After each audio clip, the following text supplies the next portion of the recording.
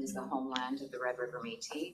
We also acknowledge that Shoal Lake 40 Treaty 3 territory sources water to the city of Winnipeg.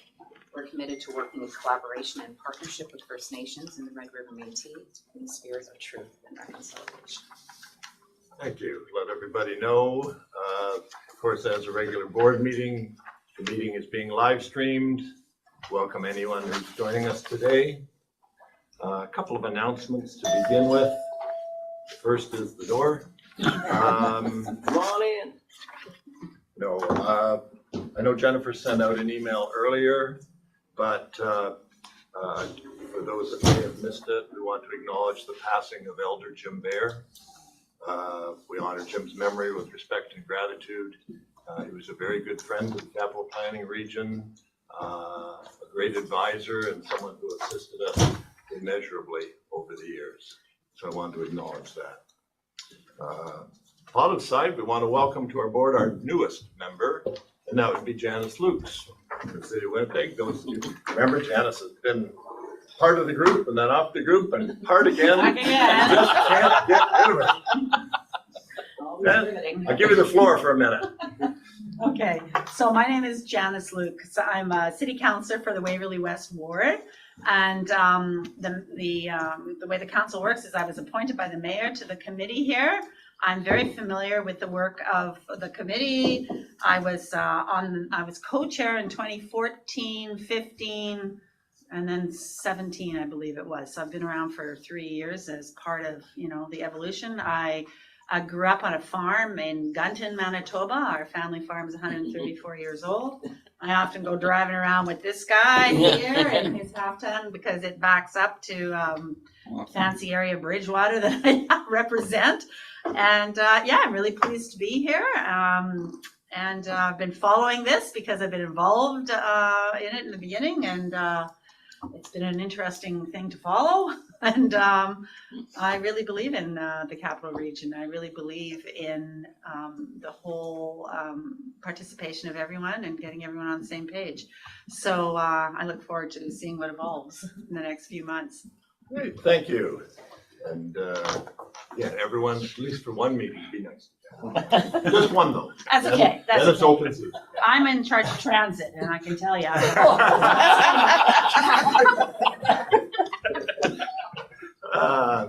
Just note again for those who didn't see it, I want to give congratulations to Lauren Pelche on his appointment to the Indigenous Advisory Council, Government of Canada Major Projects Office. Ooh, congratulations.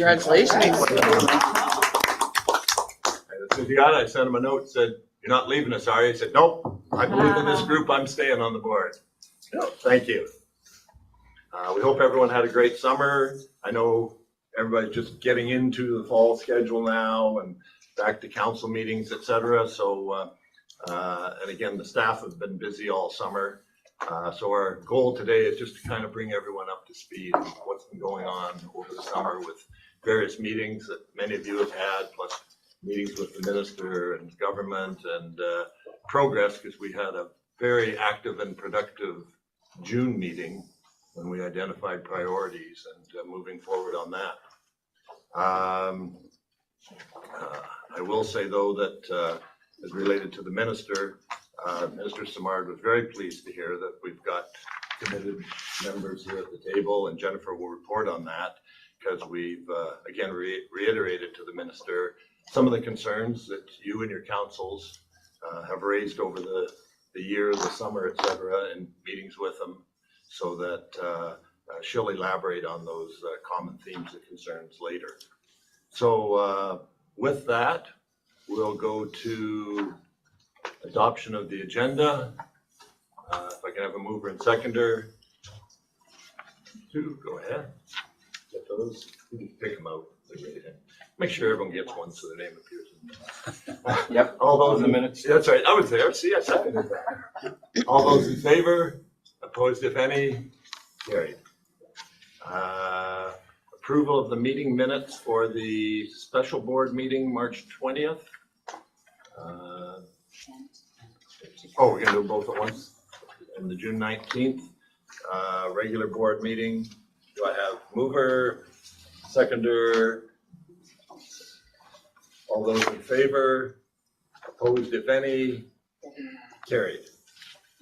Mr. Chair, Oh, sorry, Ben. may I ask for a request? Our new member doesn't know everyone around the table, so a round of introductions Just would if you probably don't be mind. appropriate. Oh, yeah, absolutely. I think I know most I'll people. start here. Mike Moore, Chair.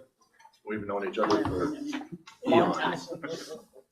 Jennifer Freeman, Executive Director. West Haplin, Riva Rockwood. Sandra Smith, Mayor for the Town of Stonewall. Patrick Terrian, Mayor for the RM of Springfield. Overnight Riva, St. Francis Xavier. Lord Paul Chase, Senior Economic Advisor, President at the Mountain Lakes Federation. I'm a provincial appointee to the board. Shane Peltier, Deputy Mayor for the Armor Region. Fred Herb, don't. Debbie Feeble-Corn, Mayor of St. Clements, and I was sitting on the board when Janice was there many years ago. Krista Van Mitchell, Reeve, Armacarche. Arvin Poirier, Mayor of Taché. Ken Mulligan, Reeve for Rosser. Thank you. Sorry, I've done that before. I just figure you know everybody, No, I don't. and it's their loss. Exactly. Okay, I'll turn things over to Jennifer for operations updates. Okay, so some of the information that I'm going to be providing to the board today has been provided previously, maybe in an email or reported at another board meeting, but this just brings all the activities and updates together and in one report for the board's information.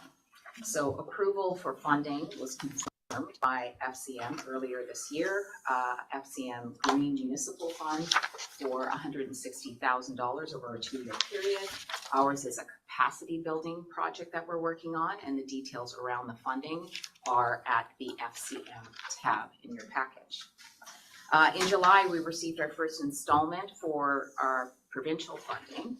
And as a reminder, provincial funding covers 2/3 of our operational budget. Ground up funding. So we applied for ground up funding through the province of Manitoba, but unfortunately our application was not successful. And it was for Indigenous engagement. So as a result, we won't be able to conduct as fulsome an engagement process as initially planned. Though engagement still remains a priority. Operations update. So the water heater burst. So that was fun. So this will appear as an unexpected operational expense, and our tenant agreement is vague regarding responsibility, but we've been advised by the landlord that the water heater is in fact our responsibility. Damage was minimal. A quote now on the repairs is being obtained, and costs are currently estimated to fall below our deductible, but going forward, the water heater will be included in the annual maintenance process. So yeah, the water heater was installed by Target. So that tells you it was from the United States. So that was fun. Okay, on to meetings with the province. So on June 30th, I met with then Deputy Minister Mona Pandy to provide her with an update on board conversations regarding our renewed approach to regional planning. She wanted an update. I also introduced her to the new themes that we had landed on to guide the policy framework of the renewed plan. Opportunities also to share this information with other provincial departments was discussed with the Deputy Minister to understand how with other departments, the work that we're doing, how it aligns with other departments in the province of Manitoba. On August 28th, we met with Minister Simard and now the newly appointed Deputy Minister for Municipal and Northern Relations, Maurice Bouvier, to provide an update on council meetings. So the concerns raised by the local leaders at the council table, including issues around opt-out date and the double majority vote, were shared with the minister, and I'm going to go into more detail about that later. On September 5th, we were invited to a conversation with Cass Foreman, who is the policy manager in the office of the Premier, for a presentation on the soon-to-be released provincial economic development strategy. We were invited to the table for our contribution as the regional planning body mandated to coordinate economic development by coordinating sustainable land use and development in our region. So Elizabeth also attended with me, and I was fortunate to have her at the table as well because she brings her unique lens through the Manitoba Chamber of Commerce as well as WMB, so Women Entrepreneurs Manitoba. Okay, the planning staff were also invited to participate in discussions regarding Manitoba's net zero roadmap, contributing to the conversation through our unique regional lens. So governance. So we are now in the process of making a few updates to the board bylaws, including attaching the executive committee terms of reference as an appendix for ease of reference and being part of the document so everybody can see that. We're also going to explore how we can house all of these documents for the board for easy access, because right now they all live on the board portal and nobody has accessed the board portal. So we need a better system if people aren't using that. Right now, nominations occur for the executive committee occur at the AGM. So at this time, we're working with it's Kevin Friedman, who's called the governance guru, to update the executive committee terms of reference so that we can nominate executive members, not just at an AGM, but at a board meeting so that we have a functioning executive committee. We are reviewing and updating our procurement policy now to align with common standards, trade agreement requirements, and best practices. This ensures the organization has clear, consistent rules for purchasing and contracting. This will help reduce legal and procedural risks. Separately, we are working with TDS to develop a standard RFP template for future projects such as the FCM initiative that we have been awarded funding, that we will be awarded funding for. This template will ensure that any procurement process is consistent with the updated policy and includes the necessary legal and contractual safeguards to protect the organization. So legislative updates. As you know, Braid Solutions completed the Bill 37 review earlier this year, and the report with the recommendations was provided to the province of Manitoba.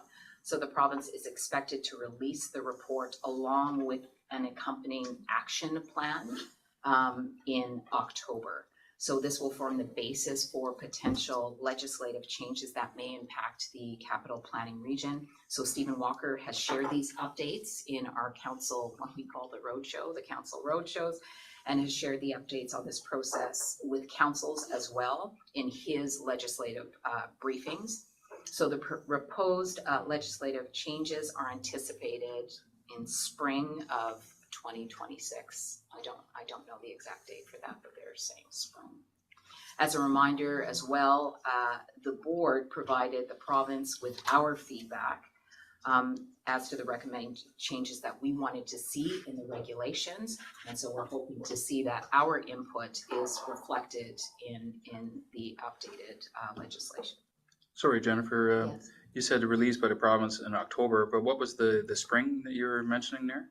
So spring, so they're going to release the Braid report and then recommendations as well as the action items. And those action items may impact how legislation changes, and you won't see those changes until spring. Yeah, so the report has many recommendations in it. I doubt the government would accept all of them. The ones they will accept, they hope to enact in the spring. I mean, it's about that thick, their report. Okay, so data and research. So to support regional planning and related projects, the planners need access to the full regional property tax data set. The information for each municipality is already publicly available, but to receive the full data set in a single consolidated form and to have ongoing access, we require the board's permission. Currently, data must be gathered individually, which is time consuming. So receiving the full data set at once, and Chris gave me an example of this. I'm like, just explain it to me like I'm a 5-year-old. He says, it's kind of like a car. He said you can get the engine here, you can get the tires here, you can get the windshield wipers here, or you can say, I want a fully assembled car. That's much easier, right? So this is gonna save the planners significant time and effort. Further information is provided in the briefing note, so I just want you to know this is for consideration at this time. We have the resolution, but this is just for you to consider, and we're not making a decision on that. You're not required to make a decision on that until the next board meeting. Okay, that way if you have any questions, you can reach out to us and the planners are gonna be able to answer any questions that you have. Public education and communication. So new educational resources have been created to inform the public about regional planning. Right now we have a one-pager, we have a regional planning 101 document as well that we've created, and this is going to be translated into French with consideration for regional francophone communities. And so that's another thing. I don't want to get too ahead of myself, but at council meetings, that was something that people stressed again as well, is how are you going to get ahead of the misinformation and disinformation? And the only way is for us to be a louder voice and fill in those gaps with the facts about regional planning and what we're doing. Okay, so next I will give an update on the regional plan progress. So the planning process was initiated at our last board meeting, and over the summer the staff have been busy engaging with councils, administrative staff, and some key stakeholders. So far we have met with 9 councils. We have 2 scheduled, and there are a few that have yet to be scheduled. Provincial staff joined us at these council meetings, which was particularly valuable as they were able to answer the questions that are rightfully intended for the province and not for the capital planning region staff. We also launched the regional plan technical working group to support the ongoing planning efforts, right? So we had introduced that engagement strategy that we had. And so that's the next step, is the regional technical working group, and they had their first meeting, I believe, last week. So many of you at this table have already seen our presentation to councils, and we thank you for welcoming us to your council. Our why this work matters, and that's something that we heard loud and clear at this table, is people need to understand why are we doing this? Why does this work matter? So the why this work matters points have been clearly communicated. So regional planning helps municipalities work together so that growth happens in the right places, protecting farmland and natural areas. Federal funding dollars are available specifically to region, and those funding dollars are being left on the table right now. As well, it tackles shared challenges like making sure water and wastewater systems, roads, and other essential infrastructure can handle new growth as communities expand. So in our meeting with council, though, a number of common concerns have emerged, and I think this is the elephant in the room, so I want to be transparent around this as well, what we've been hearing from councils. I want to share this with you as not this is what we heard. I always think of, Mike, it's not what you heard, it's this is what you were told. Like this is what you said, right? So we're not interpreting what you said. This is verbatim what we've heard. And these are the key concerns that as well in my meeting with the minister, I shared with the minister as to what the concerns were. So you have, first of all, misinformation. And as I said, so to address the misinformation and improve understanding, we're developing, educational resources. And at one of the council meetings, somebody said, well, like, we need sound bites. I need a way to simply say this when I'm at the coffee shop and someone says, why are you still in the capital planning region? As well, the vote. So there's a wide concern about the double majority vote. And so it's double majority vote in the regulation. I do believe I have the regulation printed off here, but many refer to that as the veto vote. So the province of Manitoba, as I reported earlier, has indicated that these issues are going to be addressed in the legislative changes that are anticipated in the spring. As well, there's a lot of concern about legislation. So questions were raised about current legislation, particularly Bill 4, and its implications, including the opt-out date before municipal elections. So I did share with the minister that this is a concern, this is an election wedge, and there is pressure on our elected leaders. So when our team is meeting with councils, I'm not asking people to stay in the region. I'm saying we are going to have a plan by spring of 2026. We're going to see changes in legislation. So before opting out, I'm encouraging municipalities to stay in to see what those changes are. Municipalities also shared challenges related to infrastructure, including inadequate roads, water access, wastewater treatment, highway and rail connectivity. So these discussions highlighted the need for infrastructure upgrades to support development, as well as unique local considerations such as community-specific planning priorities. So once again, as I said, when I am in front of the minister, I am sharing what some of the real challenges are that we are up against. And so I'm hoping that these action items we see are going to be dealing with some of the real concerns that we have. Until then, we are meeting with our working groups and we are working on the development of a new plan that will reflect a lot of the changes that the board, that stakeholders, and that our communities want to see. So this is a new renewed approach, and as I've said to all the councils, this isn't about slapping a new cover on the old plan. This is really taking into consideration what has been said, and that will be reflected in this renewed approach to regional planning. So that is my report. Okay.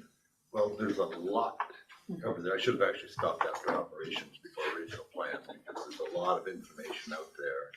So I'll open it up to questions or just further discussion on clarification because some of the stuff may be new.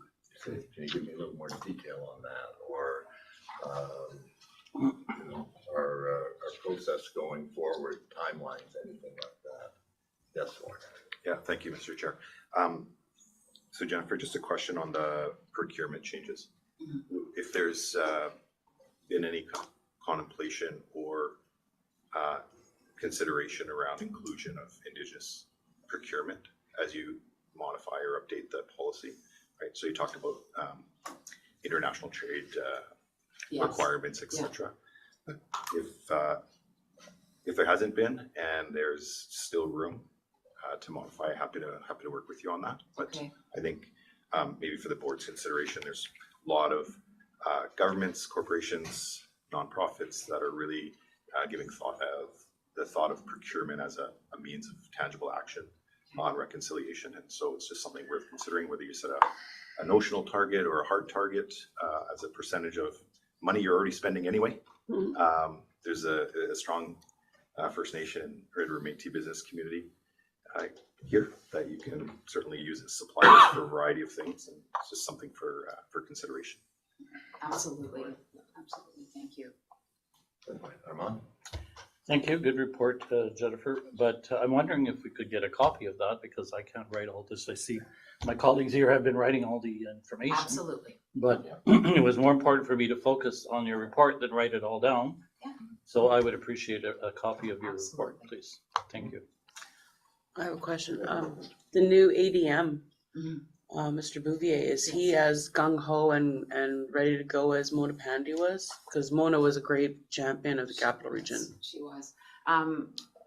I believe he is, and I believe he's coming from agriculture. Is that the department he's coming from? So he does understand some of those issues. Yeah. But I think it's now going to be my response. And I will say, if I do say so myself, I think I've worked hard with the province to establish some good relationships Okay, within the province, and I think we're considered to be a trusted advisor.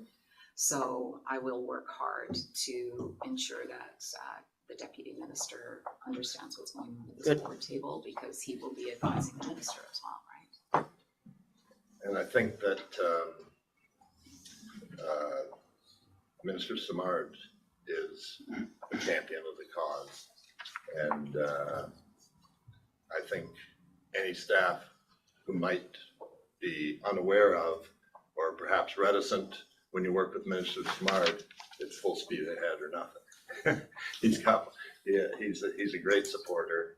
I bumped into him last Friday, and he made a point of just informal bumping into each other, and he made a point of saying how much he believed in the work of this board, and made a special point to say to me that how much confidence and trust that they have in Jennifer and the staff. Good.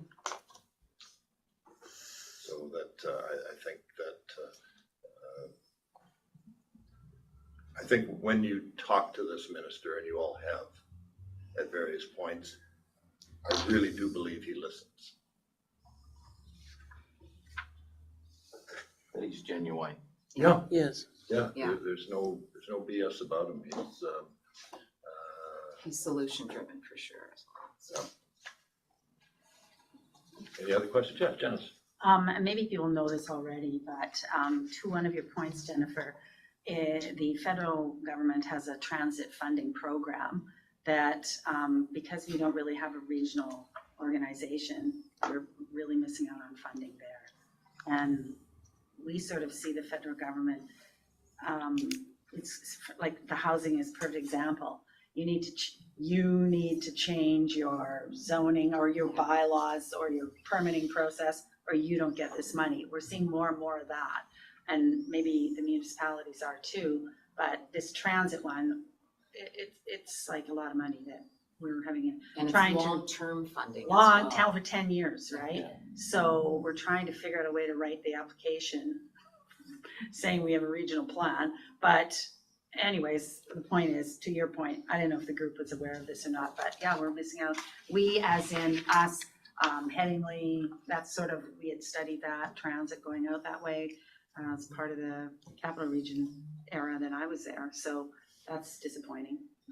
And so, yeah, permanent public transit funding has been something that's been mentioned around this table Okay.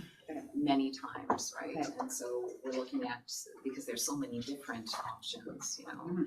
and even looking at, you know, Centerport and perhaps, and speaking out of term, but, you know, potentially investors who want to invest there. And do you have transit set up? Because potentially some of our workforce would be. We've had wanting to use discussion that. with Rockwood and all well with this, so there's lots of discussion going on with transit, so And so I think very it's- interested. Yeah. It's important to understand, it's not just about partnership, if I'm gonna be technical, it's not just about partnership, people willing to partner. It's, we were approached by the feds because, okay, you have a region, because we're approaching all regions. So we have a seat at the table and they're waiting to see, like, are you sure you guys don't wanna access these dollars? Because they're on the table for regions. And so when we're talking about, like, I always think about Mayor Gillingham saying people are eating our lunch, right? And it's because the other regions are able to get that application together and they have their regional plan and they're ready to throw their hat in the ring. And we want to be in the same position to take advantage of some of those federal funding dollars. And I think that everyone here is correct in that assumption. The money is there. We have an opportunity, not that any two municipalities wouldn't be able to put together a good transit plan between them, but the fact that we're creating something regionally is going to give a lot more strength. And also, I think economically, we can be more prudent thinking as a region than as individuals, because these are still times, federally, provincially, municipally, to tighten belts and get a bigger bang for your dollar.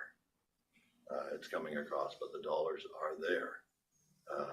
If we can include everybody in moving forward, and there will be step by step, because there'll be project A that might involve these four municipalities, and project B will be 4 different municipalities, and so on and so forth as we go through. You talk about transit, obviously housing is being discussed federally as dollars being available, and infrastructure is always on the table for discussions. And if I can take a shot from our last meeting, because it was the first time I ever heard of it, if we can replace all those damn 2-inch pipes with 4-inch pipes, then we can get that done too. Didn't know that until our June meeting. Oh, there you go. You learn something every meeting here.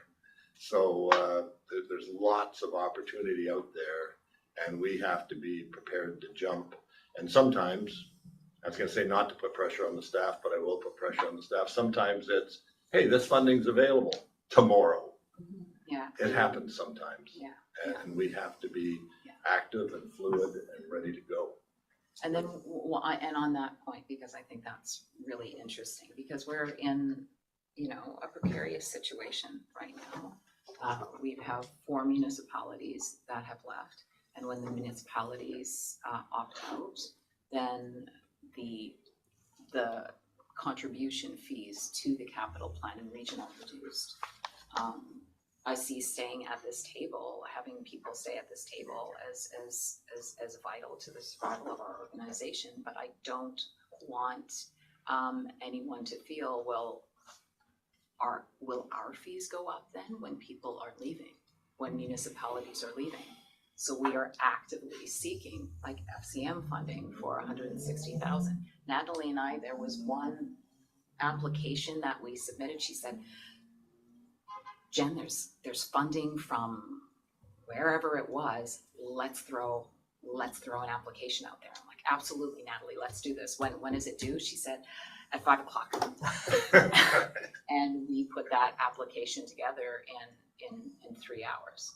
We didn't get the money, but that's what we're doing. We're actively looking because we know what our priorities are, right? Our mission, as long as these funding pots that we're looking for align with the mission, which is, to support economic development by coordinating land use planning across the region, then we are going to apply for that funding.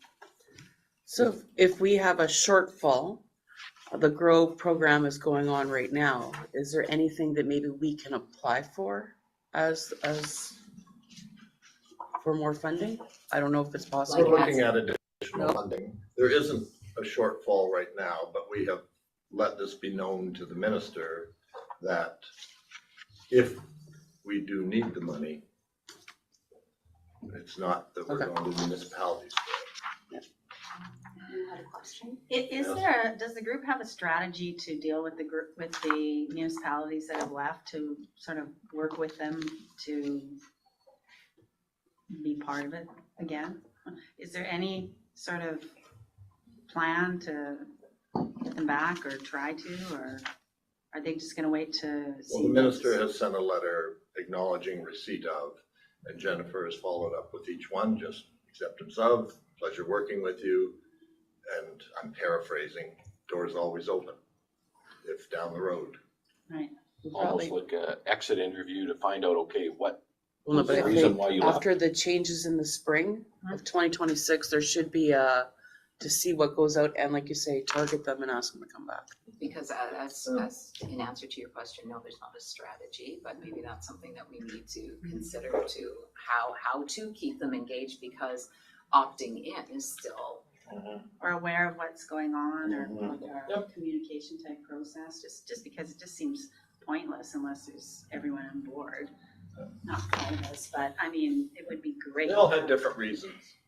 Yeah. Each one was different. Maybe there's, maybe a strategy to try and address that so they come back, but I don't know, just throwing it I out think there. it would be safe to say that although they're not sitting at the table, they're all communicating with this table. Mhm. Because you're all in different planning districts Sure. with each other, you're at different meetings, AMM or whatever it may be with each other. there's conversation going on, so there's never going to be a complete cutoff. Yeah. But grow funding is not available Not to available? us because we're not a Okay. municipality. Further to that, then, so if there's information that comes from this table at meetings, maybe that could be passed on to them as well. I can't see how that would hurt, like Armin was asking for some of those briefing notes. Would it hurt to give that to them as well? Then they're kept in the loop, like as you say. I can't see how that would be hurtful, right? And on that point too, like, we do have the administrative report for the regional plan. And that was our commitment to, so the regional plan progress report. So we're finding that, you know, it's the responsibility of the mayors, reeves, and councillors around this table to communicate what just happened at that meeting. And so we've committed to the councils that we are going to provide them with a progress report. And so I believe your CAO had said, okay, well then I'll put it on the agenda for the board so that the entire council understands what's going on at these meetings. So we have made that commitment to councils. Debbie? Yeah, further to Ken's point, I really feel if someone has opted out, they're out, and we shouldn't be forwarding that information to them. If they want it, they can look on the website, they can talk to their neighbor. But as far as Jennifer forwarding the information to them, they're out. They don't want to be here. So why should we cater to them in a respect to have them have that information firsthand? That's my feeling on it. And I respect Debbie and Ken's there, but I kind of lean towards Ken, the fact they're not out yet officially, like not until this is gone through in October. Am I right there? Or they're out, did they get They're that out. letter saying? They're out. Officially out? They're out. Well, they're out technically, I guess, when the regulation is updated. And that'll be updated in October. Yeah. Okay. So, yeah, I just want some clarification. And you know, and we've been copied on any correspondence between the municipality to the minister and the minister back again, you know, regarding receipt of and acceptance of. So I think it's, I would be comfortable leaving it in the hands of the staff as to what is communicated, how much, and to what detail, just because, you know, as somebody separated from, it's very easy for me to cut it off right there. However, the fact that you're all working with each other every day, we also have to respect that I wouldn't want to do anything to damage your respective working relationships exterior to this particular board. So what if they want to opt back in before the election? Can they opt back in or? Yes. They have to You have a send public letter hearing.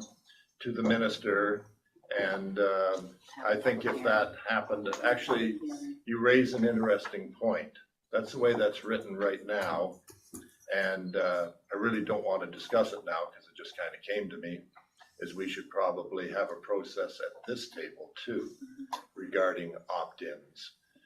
In other words, it's a letter to the minister, but I think there also would be a letter to this board that the discussion would take place. And again, haven't given it any thought. It just came up when you mentioned that. I said, well, you know, there's two parts of that process. I was just going to comment, and I think what Councillor Luke's brought up is a very interesting point or concept, because we really should develop a strategy. In the end, if we develop a good strategy to still keep a rapport with the ones that have opted out, and per se, if one of them decides to come back, what does it say about us? It means that we've done our work and we've succeeded in showing them that they need to come back. And I think that we talk about reconciliation all the time in society. We got to keep that in mind too. I don't think that these municipalities are necessarily adversaries or enemies. And I think we should have a strategy on how to have them massage their way back in if they want to. I really think that would be brilliant. On a win-win basis. Yeah, absolutely. Okay. And I Take think that- it was Take that as a note good for recommendation. us to look at. Yeah. Okay. I mean, I don't think we should take 6 months to develop a strategy, but No. a general kind of strategy, you know? Yep. I think would be a good idea. Just one last comment. I appreciate Debbie's views. I was very disappointed to find out that we had 4 RMs that had opted out. I can't understand why they wouldn't stay at the table till the end. So I definitely appreciate your view. I just always like to go that extra mile sometimes. So that's all I'm saying.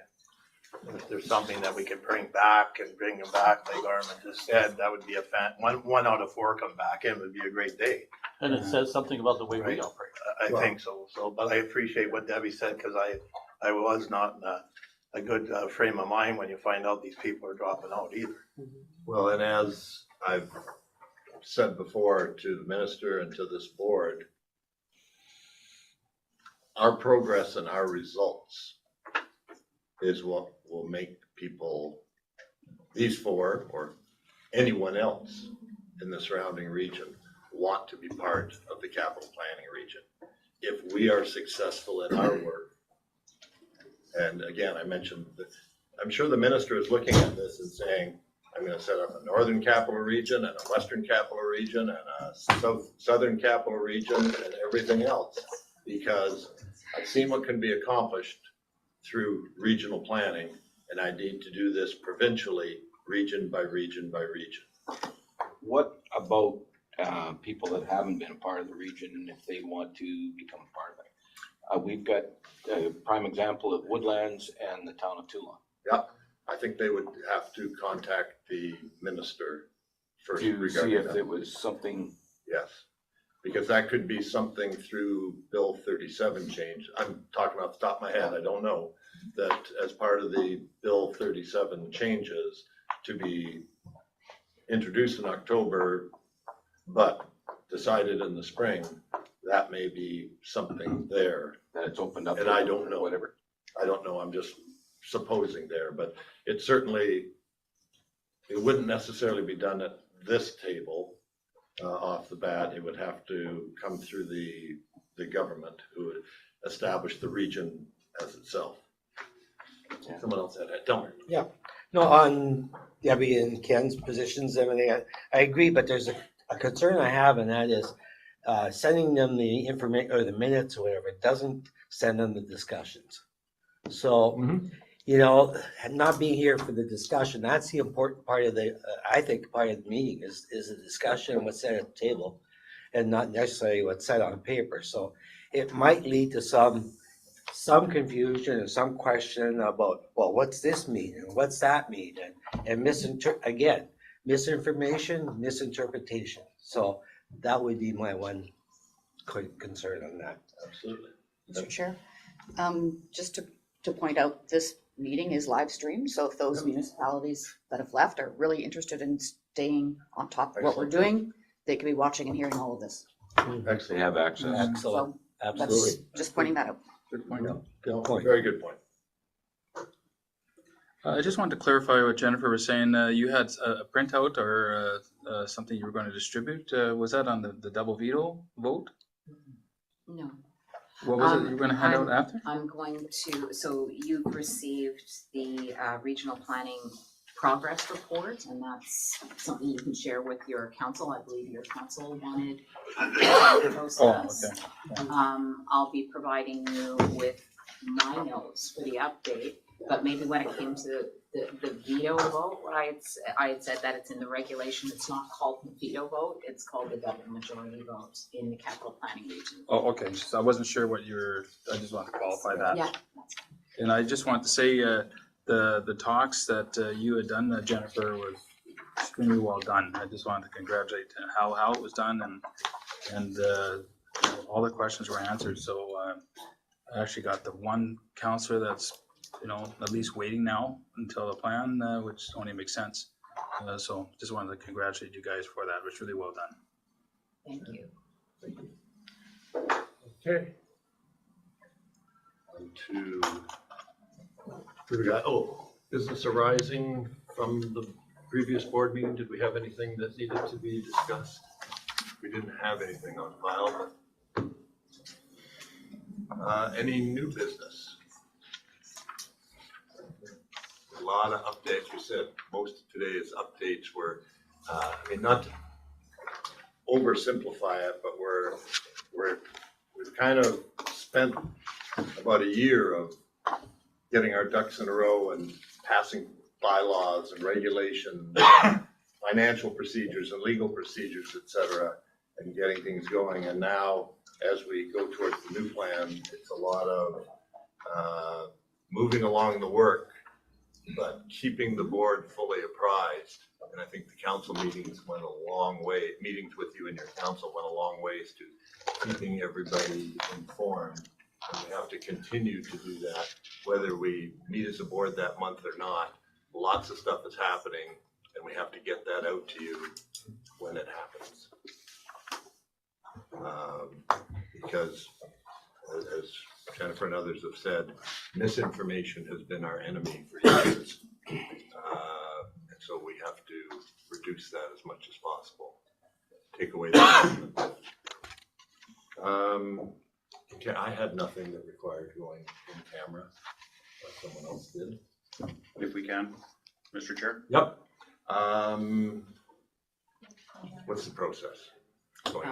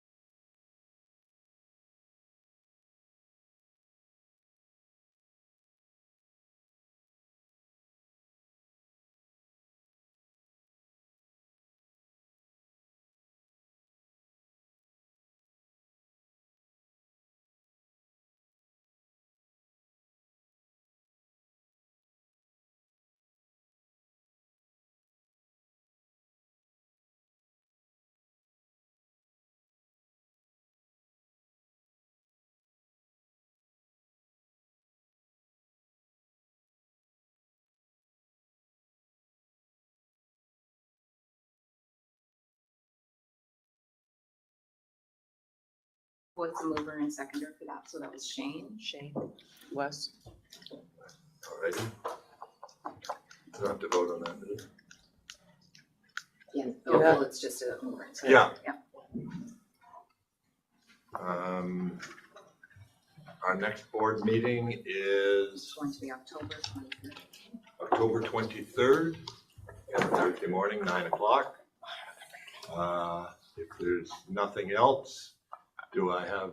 I have one thing, Oh, and, sure. and I took a look in here about our capital planning region. Oh, for the sake of people online, say, take a look in here. Yeah. Took a look at. I took a look at number 2. There is no provision in there for an alternate. Why? This is the CPR regulation. Yes, so why is there no provision for an alternate?